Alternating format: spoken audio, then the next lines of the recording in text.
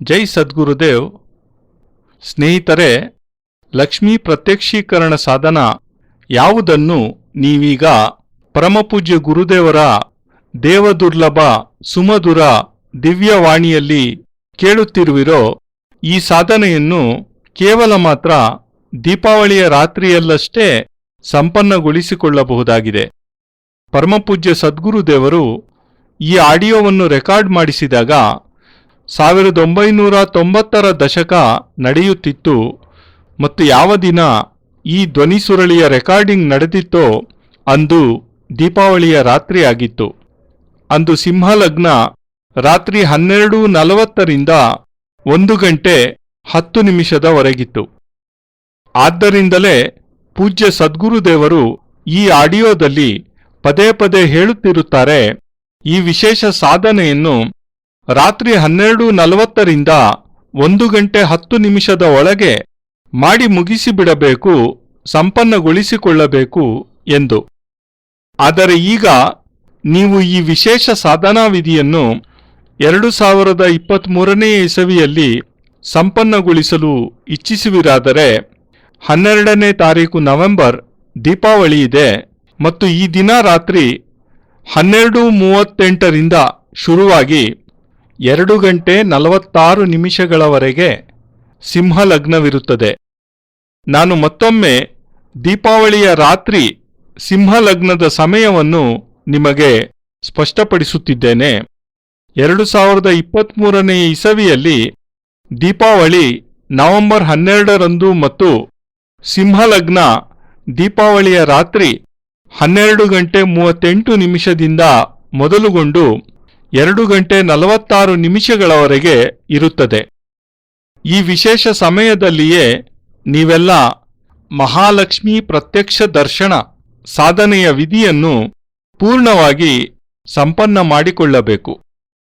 ನಿಮಗೆ ಇನ್ನೂ ಯಾವುದಾದರೂ ಸಂಶಯವಿದ್ದು ಈಗ ತಿಳಿಸಿರುವ ಸಾಧನೆಯ ಬಗ್ಗೆ ಏನಾದರೂ ಸ್ಪಷ್ಟವಾಗಿ ತಿಳಿಯಲಿಲ್ಲ ಎಂದೆನಿಸಿದರೆ ಆಗ ನೀವು ನನ್ನನ್ನು ಈ ವಾಟ್ಸಪ್ ಸಂಖ್ಯೆಯ ಮೂಲಕ ಸಂಪರ್ಕಿಸಬಹುದಾಗಿದೆ. ನನ್ನ ವಾಟ್ಸಪ್ ಸಂಖ್ಯೆ 9429400214.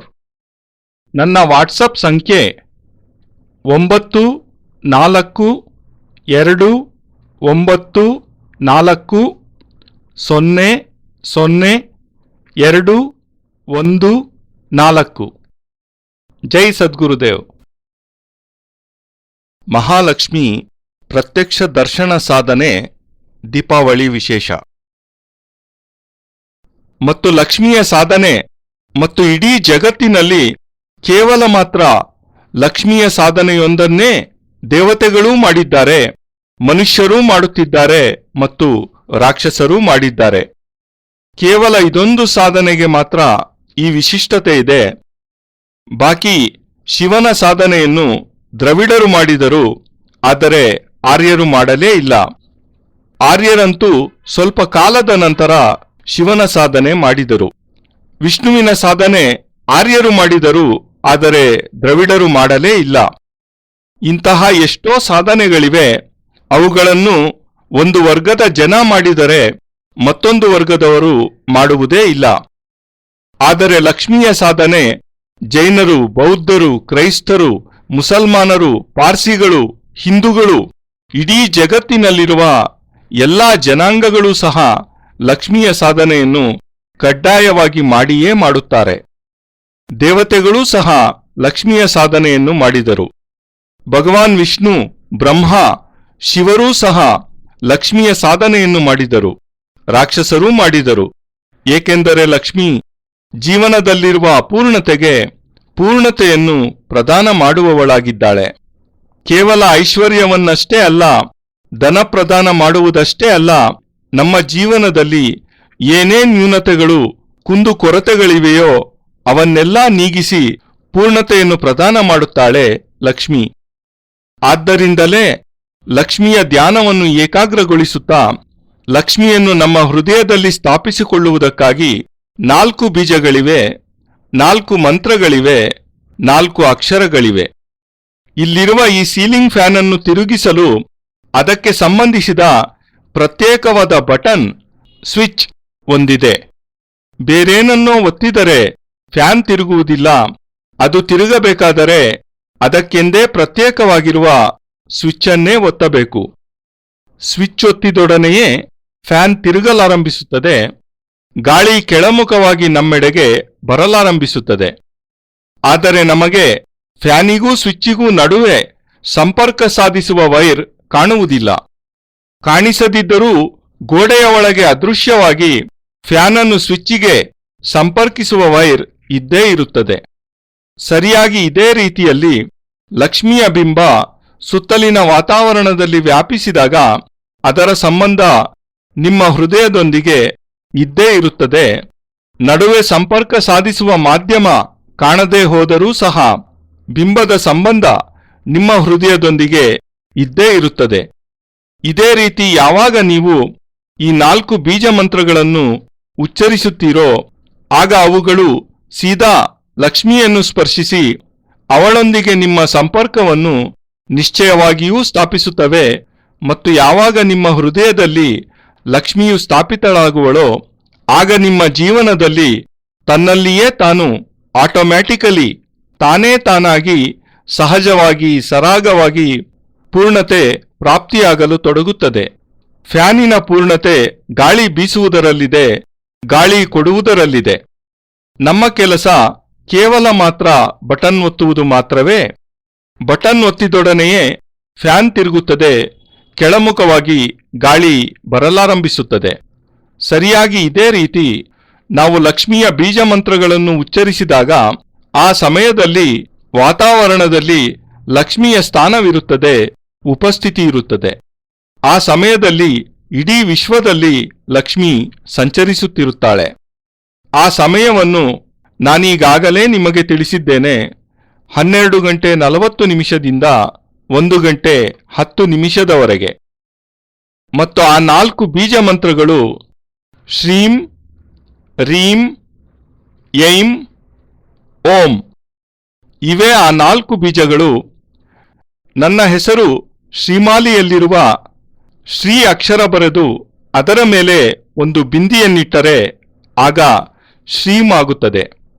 ಹೀ ಅಕ್ಷರ ಬರೆದು ಅದರ ಕೆಳಗೆ ರಾವತ್ತು ಕೊಟ್ಟು ಮೇಲೆ ಬಿಂದಿಯನ್ನಿಟ್ಟರೆ ಅದು ರೀಂ ಆಗುತ್ತದೆ. ಮತ್ತು ಎ ಅಕ್ಷರ ಬರೆದು ಅದರ ಮೇಲೊಂದು ಗೀಟನ್ನು ಹಾಕಿ ಪಕ್ಕದಲ್ಲಿ ಬಿಂದಿಯನ್ನಿಟ್ಟರೆ ಅದು ಏಂ ಆಗುತ್ತದೆ. ಮತ್ತು ಪ್ರಣವ ಓಂ ಪ್ರತಿಯೊಬ್ಬರಿಗೂ ತಿಳಿದಿರುವುದೇ.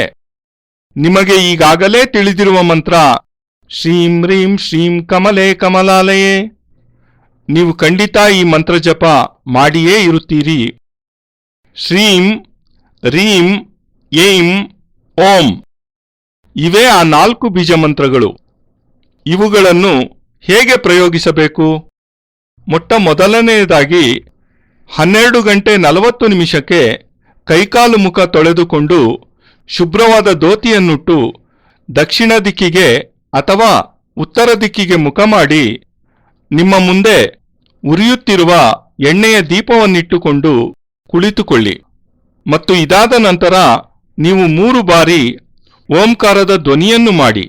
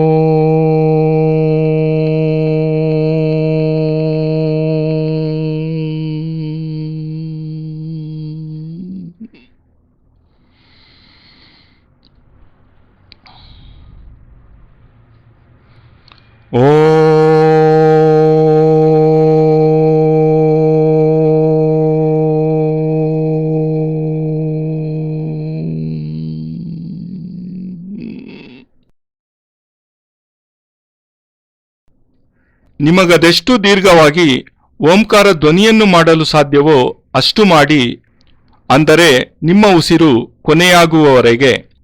ಅಂದರೆ ನಿಮ್ಮ ಮ್ಯಾಕ್ಸಿಮಮ್ ಬ್ರೀತಿಂಗ್ ಕೆಪಾಸಿಟಿ ಎಷ್ಟಿದೆಯೋ ಅಲ್ಲಿಯವರೆಗೆ 1 ಬಾರಿ ಓಂಕಾರವನ್ನು ನಾದ ಮಾಡಿ. ಇದೇ ರೀತಿ 2 ಬಾರಿಯೂ ನಿಮಗದೆಷ್ಟು ದೀರ್ಘವಾಗಿ ಓಂಕಾರ ನಾದ ಮಾಡಲು ಸಾಧ್ಯವಿದೆಯೋ ಮಾಡಿ. ಈ ರೀತಿ ಓಂಕಾರ ಧ್ವನಿಯನ್ನು ಮಾಡುವುದರಿಂದ ನಮ್ಮ ಹೊಟ್ಟೆ ಮತ್ತು ನಮ್ಮ ಒಳಗಿನ ಚಿತ್ತ ಸ್ವಚ್ಛವಾಗುತ್ತದೆ. ನಮ್ಮ ಬಳಿ ಒಳಗಿನ ಚಿತ್ತವನ್ನು ಶುಭ್ರಗೊಳಿಸುವ ಪರಕೆಯಾಗಲಿ ಯಾವುದೇ ವಸ್ತುವಾಗಲಿ ಇಲ್ಲವಾದ್ದರಿಂದ ಈ ಓಂಕಾರದ ಧ್ವನಿ ಮಾತ್ರದಿಂದಲೇ ನಾವು ಆಂತರ್ಯವನ್ನು ಸ್ವಚ್ಛಗೊಳಿಸಬಹುದು. ಆದ್ದರಿಂದಲೇ ನಮಗೆ ಓಂಕಾರದ ಅಗತ್ಯವಿರುವುದು ಮತ್ತು ಇದಾದ ನಂತರ ಲಕ್ಷ್ಮಿಯ 3 ಬೀಜಾಕ್ಷರಗಳನ್ನು ಉಚ್ಚರಿಸಬೇಕು ನಿರಂತರವಾಗಿ. ಶ್ರೀಂಗ್ರಿಂಗ್ಯಂಗ್ ಶ್ರೀಂಗ್ರಿಂಗ್ಯಂಗ್ ಶ್ರೀಂಗ್ರಿಂಗ್ಯಂಗ್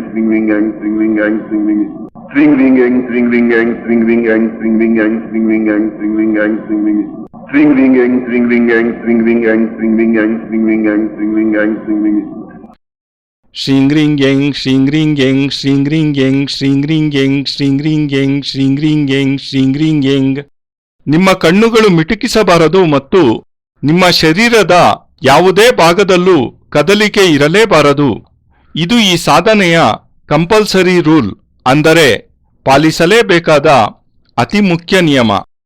ನೀವು ಮಂತ್ರೋಚ್ಚಾರಣೆ ಮಾಡುವ ಸಮಯದಲ್ಲಿ ನಿಮ್ಮ ಕಣ್ಣಾಗಲಿ ಶರೀರದ ಯಾವುದೇ ಭಾಗವಾಗಲಿ ಕದಲಿದ್ದೇ ಆದರೆ ನೀವು 5 ಕೋಟಿ ಮಂತ್ರ ಜಪ ಮಾಡಿದರೂ ನಿಮಗೇನೂ ಫಲ ಸಿಗುವುದೇ ಇಲ್ಲ.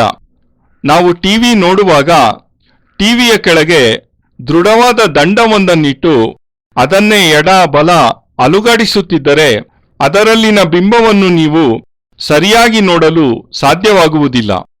ಟೆಲಿವಿಷನ್ ಸ್ಥಿರವಾಗಿದ್ದರೆ ಮಾತ್ರ ಅದರಲ್ಲಿನ ಬಿಂಬ ಸ್ಪಷ್ಟವಾಗಿ ಕಾಣುತ್ತದೆ. ಸರಿಯಾಗಿ ಅದೇ ರೀತಿಯಲ್ಲಿ ಮಂತ್ರಜಪ ಮಾಡುವಾಗ ನಿಮ್ಮ ಸಂಪೂರ್ಣ ಶರೀರ ಸ್ಥಿರವಾಗಿರಲೇಬೇಕಾಗುತ್ತದೆ. ನಿಮ್ಮ ಕಣ್ಣುಗಳು, ಕಣ್ಣಾಲಿಗಳು ಮತ್ತು ಶರೀರದ ಪ್ರತ್ಯೇಕ ಅಂಗಗಳೂ ಸಹ. ಅದೆಷ್ಟು ಹೊತ್ತು ನೀವು ಸ್ಥಿರವಾಗಿರಬಲ್ಲಿರೋ ಅದು ನಿಮ್ಮ ಸಾಮರ್ಥ್ಯದ ಮೇಲೆಯೇ ನಿರ್ಧಾರಿತವಾಗುತ್ತದೆ. ನೀವು ಅದೆಷ್ಟು ದೃಢತೆಯಿಂದ ಲಕ್ಷ್ಮಿಯನ್ನು ಹೃದಯದಲ್ಲಿ ಸ್ಥಾಪಿಸಿಕೊಳ್ಳಬಲ್ಲಿರಿ. ಸಾಧನೆಯ ಅರ್ಧ ಗಂಟೆ ಸಮಯದಲ್ಲಿ 5 ನಿಮಿಷ, 10 ನಿಮಿಷ, 15 ನಿಮಿಷ, 20 ನಿಮಿಷ, 25 ನಿಮಿಷ. ಅದರ ಕ್ರಮ ಶ್ರೀಂ ರೀಂ ಏಂ ಆಗಿರುತ್ತದೆ. ಶ್ರೀಂ ರೀಂ ಏಂ, ಶ್ರೀಂ ರೀಂ ಏಂ. ನೀವು ಕಣ್ಣುರೆಪ್ಪೆ ಆಡಿಸುವಂತಾದರೆ ಕ್ಷಣಕಾಲ ಮಾತ್ರ ಆಡಿಸಬಹುದು. ಅತಿ ಕಡಿಮೆ ಬಾರಿ ಕಣ್ಣುರೆಪ್ಪೆ ಆಡಿಸುವ ಪ್ರಯತ್ನವನ್ನು ಮಾಡಿ ಮತ್ತು ದೀಪದ ಜ್ವಾಲೆಯನ್ನು ಸ್ಥಿರ ದೃಷ್ಟಿಯಿಂದ ನೋಡುವ ಪ್ರಯತ್ನ ಮಾಡಿ. ಕಣ್ಣುರೆಪ್ಪೆಗಳನ್ನಾಡಿಸದೆ ಆ ಬಿಂಬವನ್ನು ನೋಡುತ್ತಾ ಈ ಮಂತ್ರವನ್ನು ಉಚ್ಚಾರಣೆ ಮಾಡುತ್ತೀರಿ. ಬ್ರಹ್ಮ ಹೇಳುತ್ತಾನೆ ಇಂದ್ರನಿಗೆ, ಇಂದ್ರ, ನೀನು ಈ ಪ್ರಯೋಗವನ್ನು ಅತ್ಯಂತ ಲಘುವಾಗಿ ಪರಿಗಣಿಸುತ್ತಿದ್ದೀಯಾ? ಆದರೆ ಇದು ತನ್ನಲ್ಲಿಯೇ ತಾನು ಅದ್ವಿತೀಯ ಪ್ರಯೋಗವಾಗಿದೆ. ಏಕೆಂದರೆ ನೀನು ಏನನ್ನು ನೋಡುತ್ತಿದ್ದೀಯೆಂದರೆ ಈ ದೀಪ, ಈ ಬಲ್ಬ್ ತುಂಬಾ ಚಿಕ್ಕದಾಗಿದೆಯಲ್ಲ ಎಂದು. ಆದರೆ ಇದರಿಂದ ಅತ್ಯಂತ ಪ್ರಕಾಶಮಾನವಾದ ತೀಕ್ಷ್ಣ ಬೆಳಕು ಬರುತ್ತಿದೆ. ಈ ಸೂರ್ಯ ನಿನಗೆ ಅತ್ಯಂತ ಸಣ್ಣದಾಗಿ ಕಾಣುತ್ತಿರುವನಾದರೂ ಇವನ ಪ್ರಕಾಶ ಅತ್ಯಂತ ತೀಕ್ಷ್ಣವಾಗಿದೆ. ಭಾರೀ ಗಾತ್ರದ ಆನೆಯನ್ನು ಕಂಟ್ರೋಲ್ ಮಾಡುವುದಕ್ಕಾಗಿ ಅತ್ಯಂತ ಉದ್ದವಾದ ಆಯುಧದ ಅಗತ್ಯವಿಲ್ಲ. ಕೇವಲ ಮಾತ್ರ 6 ಇಂಚಿನ ಅಂಕುಶ ಸಾಕಾಗುತ್ತದೆ. ಮಾತ್ರವಲ್ಲ, ಅದು ಬಹಳವೇ ಆಗುತ್ತದೆ. ಕೇವಲ 6 ಇಂಚಿನ ಅಂಕುಶದಿಂದ ಭಾರೀ ಗಾತ್ರದ ಆನೆಯನ್ನೇ ನಾವು ಪಳಗಿಸಬಹುದಾಗಿದೆ. ಸರಿಯಾಗಿ ಅದೇ ರೀತಿಯಲ್ಲಿ ನಾವು ಅತಿ ಸಣ್ಣ ಮಂತ್ರವೊಂದರ ಕ್ರಮಬದ್ಧ ಪ್ರಯೋಗದಿಂದ ಅತಿ ದೊಡ್ಡದಾಗಿ ವಿಶಾಲವಾಗಿ ವ್ಯಾಪಿಸಿರುವ ಲಕ್ಷ್ಮಿಯನ್ನೂ ಕೂಡ ಹೃದಯದಲ್ಲಿ ಸ್ಥಾಪಿಸಿಕೊಳ್ಳಬಹುದು, ನಮ್ಮ ನಿಯಂತ್ರಣದಲ್ಲಿಟ್ಟುಕೊಳ್ಳಬಹುದು.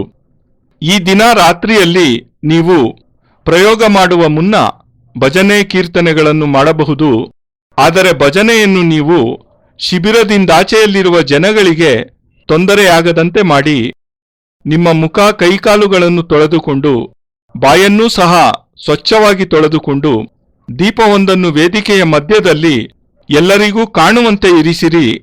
ಮತ್ತು ನಾನು ಯಾವ ಪ್ರಕಾರದಲ್ಲಿ ನಿಮಗೆ ಮಂತ್ರಸಿದ್ಧಿಯ ವಿಧಾನ ತಿಳಿಸಿದ್ದೇನೆಯೋ ಅದೇ ಪ್ರಕಾರದಲ್ಲಿ ನೀವು ಲಕ್ಷ್ಮಿಯ ಸಾಧನೆ ಮಾಡಿ ಇದನ್ನು ನೀವು ಲಕ್ಷ್ಮೀ ಪೂಜೆ ಎಂದು ಕರೆಯುತ್ತೀರೋ, ಲಕ್ಷ್ಮೀ ಪ್ರಯೋಗವೆನ್ನುವಿರೋ ಅಥವಾ ಲಕ್ಷ್ಮೀ ಮಂತ್ರವೆನ್ನುವಿರೋ, ಇದಂತೂ ಗೋಪನೀಯ ಮತ್ತು ಅದ್ವಿತೀಯ ಮಂತ್ರವಾಗಿದೆ. ಇದರ ಅನುಷ್ಠಾನವನ್ನು ನಾನೇ ಸ್ವತಃ ಪ್ರತಿವರ್ಷವೂ ತಪ್ಪದೆ ಮಾಡಿಯೇ ಮಾಡುತ್ತೇನೆ. ನಾನೂ ಸಹ ಸ್ವತಃ ನಿಮಗೆ ಏನನ್ನು ಕಲಿಸಿದ್ದೇನೆಯೋ ಅದನ್ನೇ ಮಾಡುತ್ತೇನೆ. ನನಗೆ ಈ ಮಂತ್ರದ ಅನುಷ್ಠಾನದಿಂದ ಅನುಕೂಲ ಉಂಟಾಗಿದೆ ಎಂದರೆ ಖಂಡಿತ ನಿಮಗೂ ಸಹ ಅನುಕೂಲ ಆಗಿಯೇ ಆಗುತ್ತದೆ.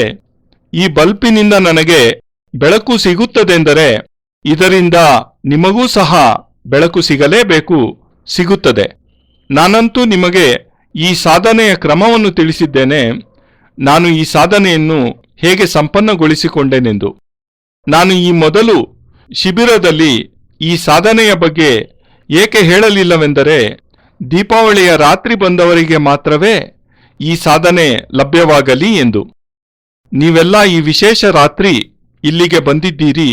ಇದು ನಿಮ್ಮೆಲ್ಲರ ಸೌಭಾಗ್ಯವಾಗಿದೆ ಮತ್ತು ಈ ಪ್ರಯೋಗ ನಿಮಗಾಗಿ ಮತ್ತು ನಿಮ್ಮ ಸಂಪೂರ್ಣ ಪರಿವಾರಕ್ಕಾಗಿ.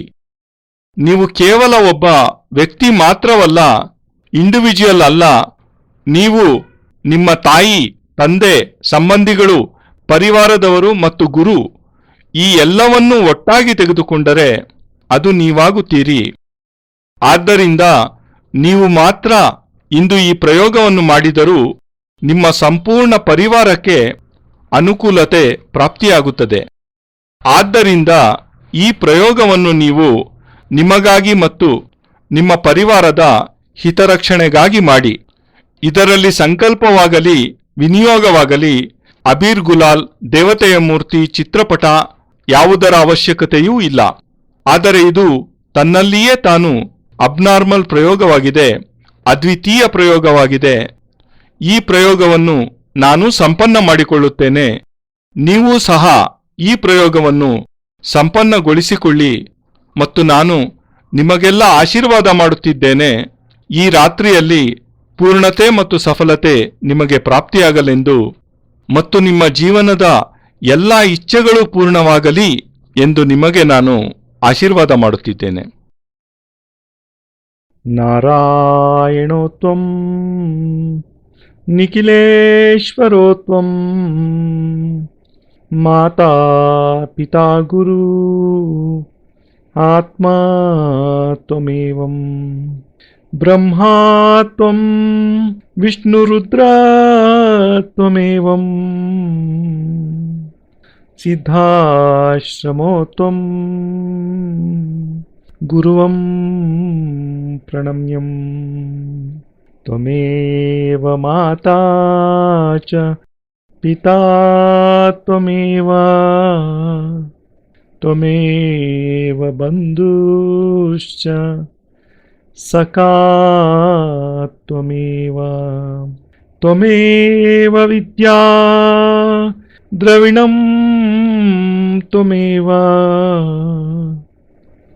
ತ್ವಮೇವ ಸರ್ವಂ ಮಮ ದೇವ ದೇವಾ ತ್ವದೀಯಂ ವಸ್ತು ನಿಖಿಲಂ ತುಭ್ಯಮೇವಂ ಸಮರ್ಪಯೇತ್.